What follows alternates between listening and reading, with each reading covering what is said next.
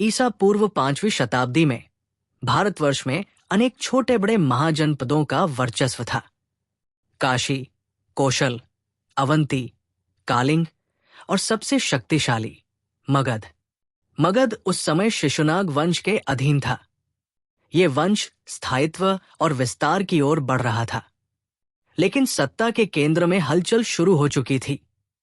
एक ऐसा शासक आने वाला था जो न केवल मगध बल्कि संपूर्ण भारत का पहला केंद्रीकृत साम्राज्य खड़ा करेगा। ये था महापद्मनंद। महापद्मनंद की उत्पत्ति को लेकर इतिहासकारों में मतभेद है। पुराणों के अनुसार वो एक शूद्र माता से उत्पन्न हुआ था और ज्यादातर इतिहासकार भी उसे शूद्र ही बताते हैं। उसने सत्ता को अपने बल पर हथिया लिया और भारत का पहला ऐसा सम्राट बना जिसे एकराट कहा गया, यानी एकछत्र सम्राट। पुराणों में उसे क्षत्रियों का विनाशक बताया गया है। सर्व क्षत्रांत कह पृथ्वी चकारैक राष्ट्रा, अर्थात उसने समस्त क्षत्रिय कुलों का नाश कर संपूर्ण पृथ्वी को एक राज्य के अधीन कर दिया। महापद्मनंद ने कौशल, अवंती, कलिंग और वत्स जैसे अनेक शक्तिशाली राज्यों को पराजित किया।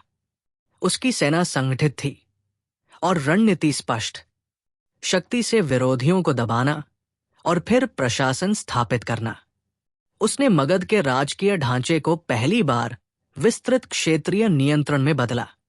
उसका शासन क्षेत्र आज के पूर्वी उत्तर प्रदेश, बिहार, बंगाल, ओडिशा और मध्य भारत के कई भागों तक फैल चुका था, जहां पहले भारत छोटे छोटे गणराज्यों में बंटा था। वहीं महापद्मनंद ने केंद्रीकृत शासन, राजकोषीय नियंत्रण और सैन्य शक्ति की जो परंपरा शुरू की, उसी को आगे चलकर मौर्य साम्राज्य ने अपनाया और बढ़ाया। लेकिन नंद वंश की असली शक्ति तो अभी सामने आनी बाकी है। एक ऐसी सत्ता जो धन, सेना और शासन व्यवस्था में अपराजेय बनी। अगले भाग में जानिए कैसे बना नंद वंश एक आर्थिक और प्रशासनिक महाशक्ति। महापद्मनंद केवल विजेता नहीं था, वो एक संगठनकर्ता भी था। उसने भारत का पहला केंद्रीकृत साम्राज्य स्थापित किया, जहां सत्ता केवल राजधानी तक सीमित नहीं रही। प्रांतों में राजकीय अधिकारी, सैनिक प्रमुख और कर निरीक्षक तैनात किए गए। यह ढांचा बाद में मौर्य साम्राज्य की आधारशिला बना। नंद शासन की असली ताकत थी उसकी राजस्व नीति। राज्य ने किसानों से अनाज कर, व्यापारियों से शुल्क और पशुपालकों से जगह और संख्या के अनुसार कर वसूले। ये कर पंचचिह्नित सिक्कों यानी पंच मार्क्ड कॉइन्स में जमा होते थे, जो उस युग की सबसे पुरानी मानकीकृत मुद्रा मानी जाती है। आर्थिक स्तर पर यह भारत की पहली व्यापक कर व्यवस्था थी। नंदों की सबसे बड़ी उपलब्धि थी उनकी विशाल सेना। यूनानी इतिहासकार डायोडोरस और प्लिनी के अनुसार इस सेना में 2 लाख पैदल सैनिक, 20,000 घुड़सवार, 2,000 रथ और 3,000 युद्धक हाथी थे। इतनी बड़ी सेना को बनाए रखने के लिए विशाल राजकोष की आवश्यकता थी और इसी कारण कर व्यवस्था को कठोर और सुव्यवस्थित बनाया गया। सेना ही नंद साम्राज्य की रीढ़ थी। बौद्ध, जैन और पुराणों में नंदों की छवि लोभी और अत्याचारी के रूप में दिखाई गई है। उनकी सत्ता का आधार धर्म या नैतिकता नहीं, बल्कि धन और सेना था। प्रजा पर करों का बोझ लगातार बढ़ता गया, जिससे असंतोष फैलने लगा। यही असंतोष आगे चलकर चाणक्य जैसे विद्वानों को सत्ता परिवर्तन की ओर प्रेरित करता है। चाणक्य ने इस सत्ता संरचना को बहुत ध्यान से देखा।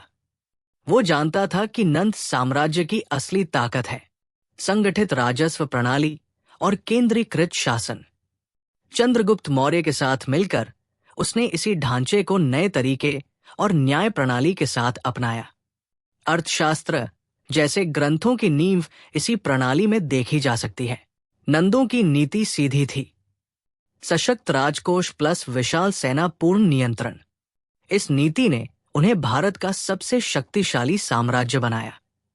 हालांकि उन्हें लोकप्रियता नहीं मिली, लेकिन उन्होंने एक ऐसा प्रशासनिक मॉडल तैयार किया जिसने आगे आने वाले राजवंशों को गहराई से प्रभावित किया।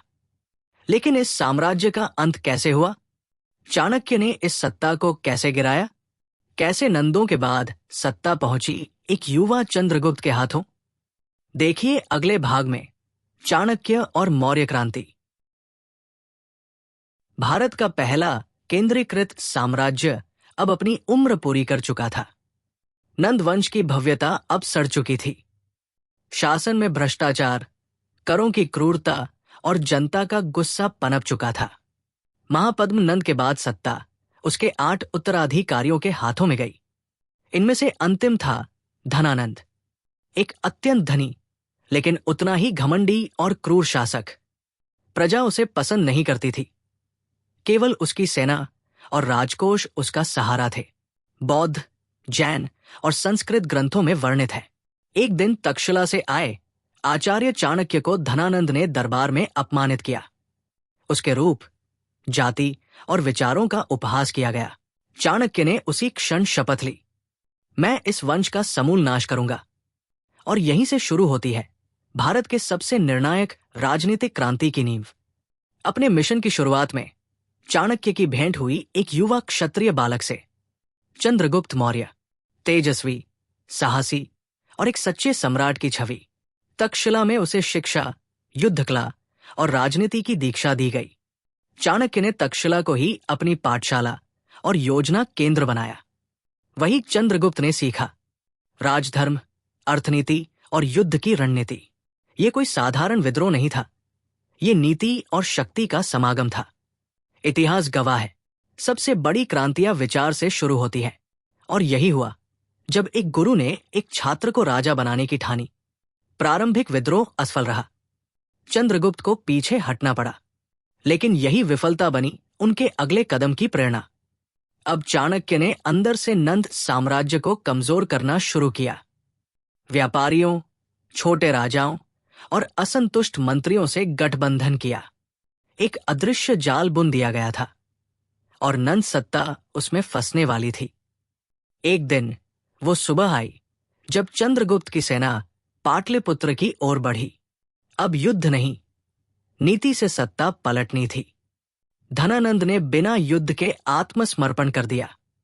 उसकी संपत्ति, सेना और सत्ता अब चंद्रगुप्त मौर्य के अधीन थी। चाणक्य ने अपने हाथों से एक नए सम्राट को सिंहासन पर बिठाया। भारत के पहले वैचारिक सम्राट चंद्रगुप्त मौर्य। अब शासन धन और सेना से नहीं, नीति और न्याय से चलेगा। अर्थशास्त्र, एक ग्रंथ जो भारत को शासन देना सिखाएगा, उसी नीति की देन था। सूर्योदय हुआ एक नए युग का, जहां शक्ति के साथ विचार था। यह था मौर्य युग, भारत के इतिहास की सबसे निर्णायक सुबह। इतिहास केवल युद्धों से नहीं बनता, कभी कभी एक अपमान, एक संकल्प और एक विचार ही एक पूरे युग को बदल देता है। ये था नंदों का अंत और मौर्य भारत की शुरुआत।